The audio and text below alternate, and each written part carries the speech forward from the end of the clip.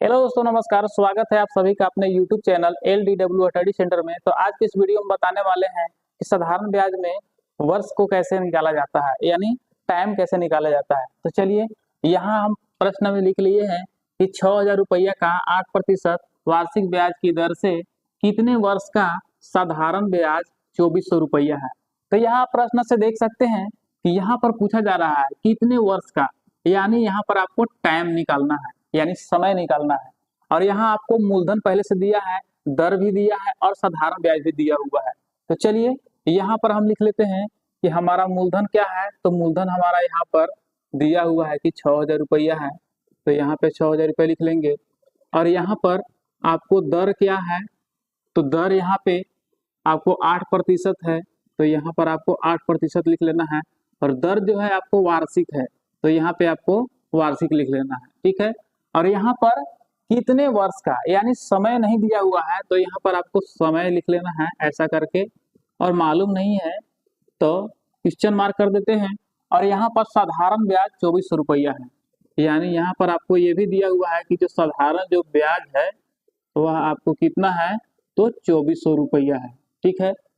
तो आपको समय ज्ञात करना है। तो सूत्र अब यहाँ पे लिखते हैं। तो हमारा सूत्र क्या हो जाता है, तो साधारण ब्याज बराबर होता है, साधारण ब्याज बराबर होता है मूलधन गुना दर गुना समय बटा 100 होता है। या आप इसे इस तरह से लिख सकते हैं, साधारण ब्याज कहने का मतलब कि सिंपल इंटरेस्ट यानी SI, और मूलधन कहने का मतलब P हो जाएगा, यानी P से प्रिंसिपल होता है, गुना दर कहने का मतलब रेट, और इसके बाद समय कहने का मतलब टाइम, बटा 100। तो इस तरह से आप सेट कर सकते हैं यहाँ पे, और सेट करने के बाद आपका आंसर निकल करके आ जाएगा। तो चलिए, यहाँ पर आपको सिंपली ज्ञात करना क्या है, तो समय ज्ञात करना है, यानी समय ज्ञात करना है, यानी टाइम ज्ञात करना है। ठीक है, ये ज्ञात करना है आपको।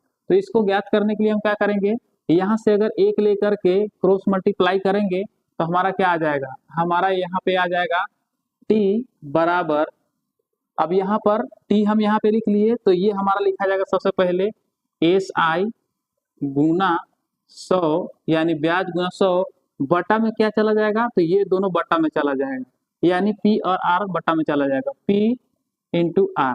तो इस तरह से हम इसको लगाएंगे यहाँ पर और आपको आंसर निकल करके आ जाएगा। तो चलिए, T यहाँ पे लिखते हैं, T बराबर क्या हो जाएगा, तो यहाँ SI आपको कितना दिया हुआ है, तो SI यानी साधारण ब्याज 2,400 रुपया दिया हुआ है। तो यहाँ पर हम लिख लेंगे 2,400 रुपया। ठीक है। तो यहाँ पर गुना है तो गुना कर देंगे, इसके बाद 100 है तो यहाँ पर 100 लिख लेंगे, बट्टा में क्या है, तो यहाँ P और R है, यानी मूलधन और दर है। तो मूलधन कितना दिया हुआ है, तो मूलधन यहाँ पे आपको 6,000 है, तो यहाँ पर 6,000 लिख लेना है, गुना दर कितना है, यानी रेट कितना है, तो रेट यहाँ पर देख सकते हैं कि 8% है, तो यहाँ पर 8 लिख देना है। ठीक है। अब यहाँ से हम क्या करेंगे, बट्टा को काटेंगे। तो बट्टा काटने के लिए आपको क्या करना है, तो यहाँ से एक जीरो, यहाँ भी एक जीरो काटेंगे, इसके बाद एक जीरो यहाँ से काटेंगे, तो एक जीरो यहाँ से भी काटेंगे। अब इस तरह से यहाँ भी एक जीरो और है, तो एक जीरो ऊपर भी काट देते हैं, इस तरह से कट गया। अब जो संख्या बच गया है, संख्या को हम काटेंगे। तो संख्या काटने के लिए आप देख सकते हैं, यहाँ से इस तरह से काट सकते हैं। 8 के पहाड़ा में क्या काटेंगे, 8 3 24, 3 बार में 24 कट जाएगा, और यहाँ पे एक जीरो लगा दें तो हमारा कट गया पूरा। यानी आप यहाँ देख सकते हैं कि 8 के पहाड़ा में आपको 30 बार में 240 आ जा रहा है। ठीक है। अब यहाँ क्या है, 5 है नीचे में और ऊपर में 30 है, तो 5 एकम 5 हो जाएगा, सॉरी 6 एकम 6 हो जाएगा, और 6 एकम 6 और 6 पचे 30 हो जाएगा, ये भी कट गया। तो यहाँ कह सकते हैं कि टाइम आपका निकल के आ गया है 5। तो समय जो होता है वर्ष में होता है, तो यहाँ पे 5 वर्ष ये भी निकल करके आ गया। ठीक है। तो इस तरह से आप आसानी से निकाल सकते हैं, यानी आपका 5 वर्ष का ब्याज 2,400 रुपया है।